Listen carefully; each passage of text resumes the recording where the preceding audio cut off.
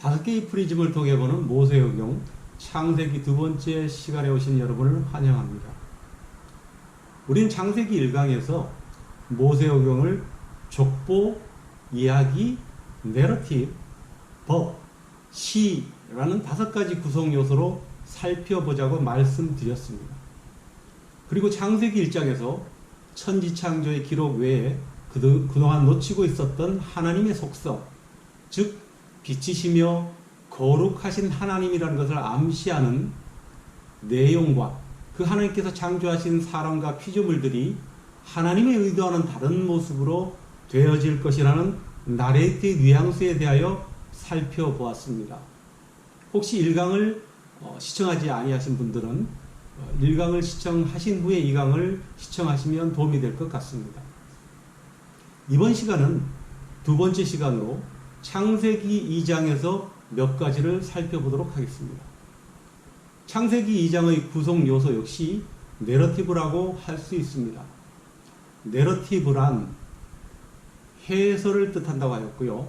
나레이터가, 즉 해설자가 말하는 뉘앙스, 거기에는 암시, 질문, 여운, 역설 등에 초점을 두고 살펴보아야 한다고 하였습니다. 창세기 2장에서 살펴볼 몇 가지는 첫 번째로 안식하시는 하나님을 나레이터는 말하고 있습니다. 이번 썸네일은 사실 신앙 초보일 때의 저의 마음이었습니다. 저는 하나님께서 천지 창조 후에 안식하신 것은 창조가 힘든 하나님의 사역이었구나라고 생각하였었습니다. 창세기 2장 2절에 하나님이 그가 하시던 일을 7째 날에 마치시니 그가 하시던 모든 일을 그치고 7째 날에 안식하시니라 라고 기록되어 있습니다. 여러분 역시 이 성경 말씀을 읽으면서 혹시 저처럼 하나님께서 엿새간의 창조 사역을 마치시고 7째 날에 쉬셨구나, 창조 사역이 참으로 힘든 일이었나 보다, 분주한 일들을 뒤로하고 조용하고 한가로이 하나님께서 쉬셨겠구나 라고 생각한 적은 없었습니까? 그러나 사실 하나님의 안식이란 그런 것을 의미하는 것이 아니라는 나레이터의 의도를 깨달아야만 합니다. 나레이터는 하나님이 7째 날이 이를 때에 그가 계획하신 창조 사역의 모든 일을 마치셨다, 완수하셨다라고 말합니다.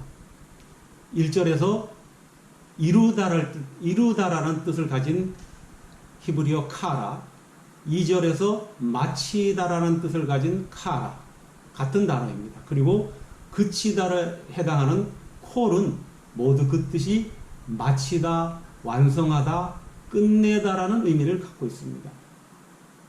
이때 하나님께서는 아주 만족하셨던 것 같습니다. 지난 시간에 살펴봤듯이 매 사역을 마칠 때마다 하나님께서는 좋았더라, 심히 좋았다라고 하신 것을 보면 알 수 있죠. 그리고 나레이터는 하나님은 그 창조 사역을 마치신 후에 안식하셨다고 하고 있습니다. 즉 나레이터는 하나님의 안식은 자신의 임무를 뜻대로 남김없이 만족스럽게 그리고 완벽하게 끝내신 후에 하나님께서 이를 축하하신 것임을 암시하고 있습니다. 축하라는 단어가 의미가 어디에 있냐고요? 바로 안식이라는 히브리어 샤바트는 그 속에 안식하다, 쉬다라는 뜻도 있지만 경축하다라는 뜻이 포함되어 있다는 사실을 우리는 알 수 있어야 합니다. 이는 하나님이 누리신 안식은 단순히 어떤 쉼의 차원을 넘어서 천하 만물 속에서 하나님이 하나님 되심을 드러내는 것, 즉 피조물들이 창조주께 드리는 하나님의 영광을 묘사하고 있는 것이라 할 수 있습니다. 인간을 포함한 모든 피조물들이 창조주 되신 하나님께 존귀와 영광을 드리는 축하가 바로 하나님의 안식임을 나레이터는 설명하고 있는 것입니다. 아울러 나레이터는 피조물들이 창조주이신 하나님께 존귀와 영광을 드리는 안식이 계속적으로 잘 이루어지지 않을 것이라는 역설적인 여운을 우리에게 주고 있습니다. 이것은 창세기 7장에서 보듯이 급기야 하나님께서는 홍수로 인간을 포함한 온 피조물들을 심판하신 사건에서 알 수 있는 것이죠. 그런 후에 하나님은 율법, 즉 십계명을 통해서 사람뿐 아니라 토지와 가축들까지도 하나님이 영광 받으시는 안식을 지키게 하셨습니다. 하나님께서는 하나님을 높이는 일을 피조물들이 규칙적으로 하도록 하신 것입니다. 또한 매 7년째 되는 해를 안식년으로 지키게 하셨으며 7번의 안식년이 지난 다음에 곧 50년째 되는 해를 희년이라고 하였고, 다른 말로 요벨의 해로 지키도록 명령하셨는데, 이 요벨이라는 뜻은 순양의 뿔을 의미합니다. 희년이 되면 제사장들은 순양의 뿔로 만든 나팔을 불면서 희년이 되었음을 선포합니다. 희년에 대해서는 레위기 25장, 27장, 민수기 36장 등에 자세하게 나와 있고요. 이 희년에는 그동안 팔렸던 토지는 원 소유주에게로 돌아가고 노예는 모두 해방되게 되는 것이죠. 회복의 역사가 일어나는 것이 바로 희년입니다. 그런데 이 하나님의 안식은 창조 사역을 다 이루시고 영광을 받으신 하나님께서 인간들을 속량하시기 위하여 직접 인간으로 오셔서 십자가 위에서 다 이루었다고 다시 한번 선포하심으로 완성되게 됩니다. 요한복음 19장 30절에 예수께서 신포도주를 받으신 후에 이르시되 다 이루었다 하시고 머리를 숙이니 영원히 떠나가시니라 라고 기록하고 있습니다. 그렇다면 무엇을 다 이루신 것일까요? 예수님께서는 창조 사역을 다 이루시고 영광의 안식을 누리신 하나님께서 첫째 아담을 통해 들어온 그 죄로 인해서 영원히 안식을 누릴 수 없는 피조물들을 위해서 마지막 아담인 자신, 곧 예수 그리스도의 구속, 리뎀션을 통해서 우리에게 주실 영원한 안식, 그것을 누릴 수 있도록 그 길을 열어주신 것, 그것이 다 이루셨다는 것입니다. 하나님께서는 출애굽기 31장 13절에서 너는 이스라엘 자손에게 말하 이르기를 너희는 나의 안식일을 지키라. 이는 나와 너희 사이에 너희 대대의 표징이니 나는 너희를 거룩하게 하는 여호와인 줄 너희가 알게 함이라 라고 말씀하셨습니다. 여기서 표징이라는 히브리어 오트는 표시, 표적이라는 의미를 갖습니다. 영어로 말하자면 사인입니다. 사인에 해당되는 단어이죠. 하나님께서는 안식일을 대대 표징이라고 하셨습니다. From generation to generation. 즉, 이 말은 영원한 표적이라는 말씀입니다. 나라에 떠난 하나님이 누리시고 이스라엘 백성들에게도 지키도록 한 안식은 우리가 누려야 할 안식에 대한 예표, 표징이라고 말하고 있는 것이죠. 그리고 그것은 예수 그리스도의 재림 후에 영원한 안식이 우리에게 예비되어 있다는 표징임을 또한 알려주고 있습니다. 그래서 예수님께서는 마태복음 12장 8절에 인자는 안식일의 주인이니라 라고 말씀하셨고, 히브리서 4장 11절에도 영원한 안식에 대하여 다음과 같이 말을 하고 있습니다. 그러므로 우리가 저 안식에 들어가기를 힘쓸지니 이는 누구든지 저 순종하지 아니하는 본에 빠지지 않게 하려 함이라 라고 기록하고 있습니다. 또한 영원한 안식에 대하여 사도 요한은 계시록 4장 10절에서 11절에 우리에게 다음과 같이 말씀하고 있습니다.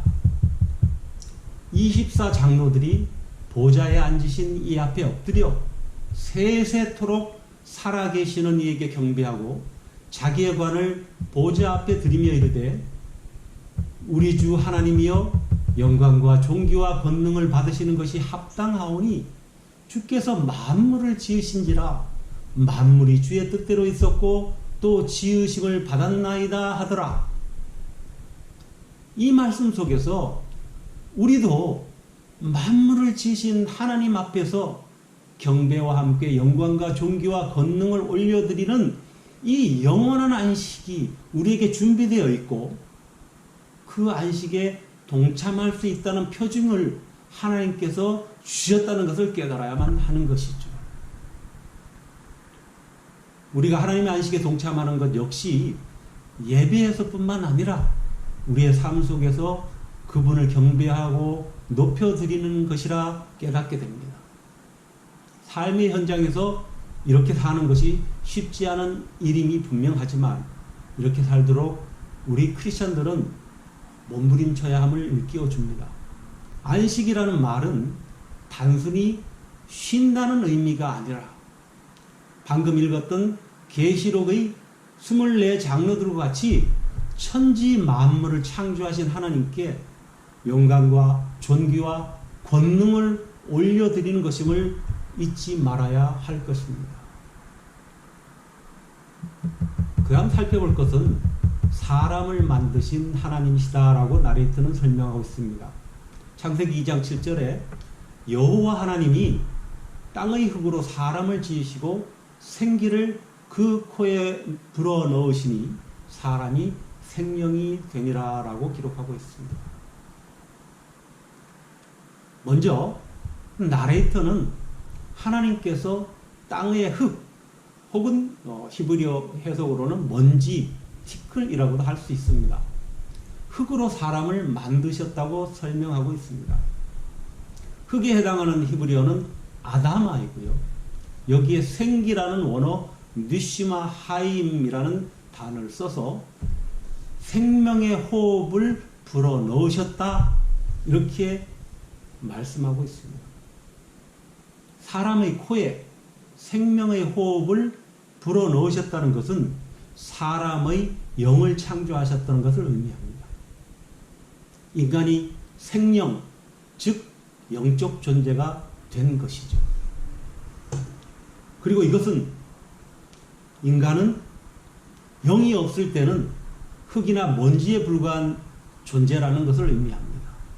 다시 말하자면 하나님께서 코에 생기를 불어넣으셨기에 그 존재의 가치가 있음을 암시하고 있습니다. 아울러 인간은 육체와 함께 영이 결합된 유일한 존재임을 말하고 있습니다. 흙으로 만들어진 인간의 육체는 수명이 다하면 원래의 재질은 흙으로 돌아가지만 하나님께서 주신 호흡인 생기, 곧 영은 영원함을 암시하고 있습니다. 인간은 육의 양식뿐만 아니라 영의 양식, 즉 하나님의 말씀, 하나님과의 대화가 필요한 존재임을 말씀하고 있는 것이죠. 예수님께서도 요한복음 6장 63절에 살리는 것은 영이니 육은 무익하니라. 내가 너희에게 이른 말은 영이요 생명이라라고 말씀하셨습니다.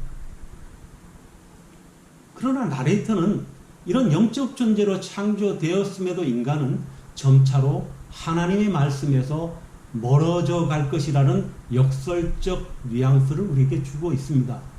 그것은 이어지는 창세기 4장에서 가인과 아벨의 이야기부터 나레이터의 이런 암시가 입증되고 있는 것입니다. 하나님이 창조물 중에 유일한 영적 존재임에도 저와 또 여러분들은 창조주와의 대화와 소통에 혹시 늘 인색했던 것은 아닌지 이 시간 한번 우리가 되살펴봐야 될 것 같습니다.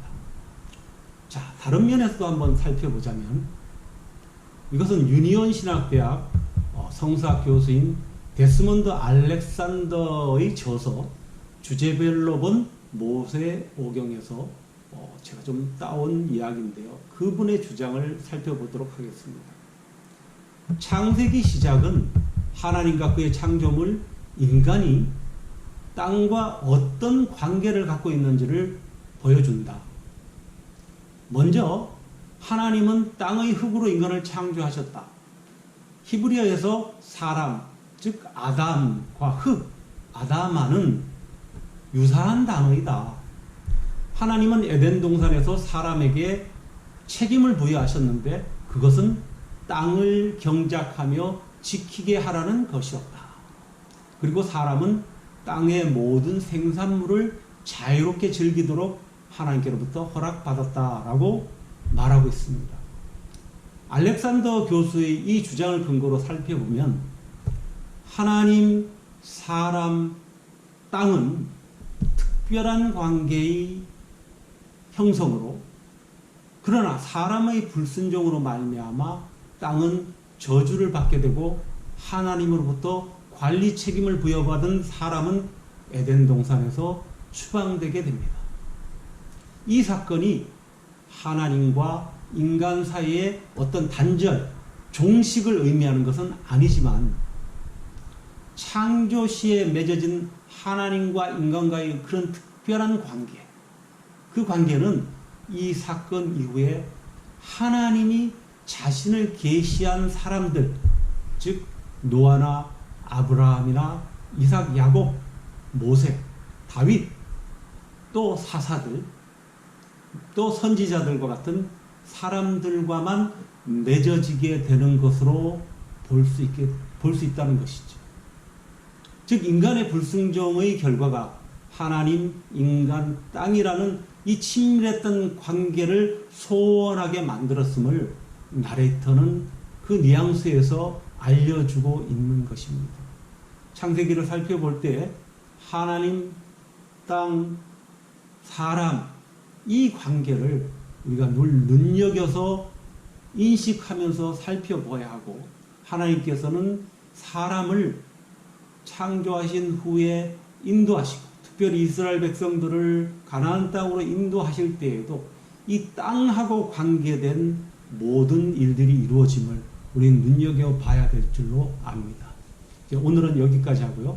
다음 시간에 다시 찾아뵙도록 하겠습니다. 여러분 대단히 감사합니다.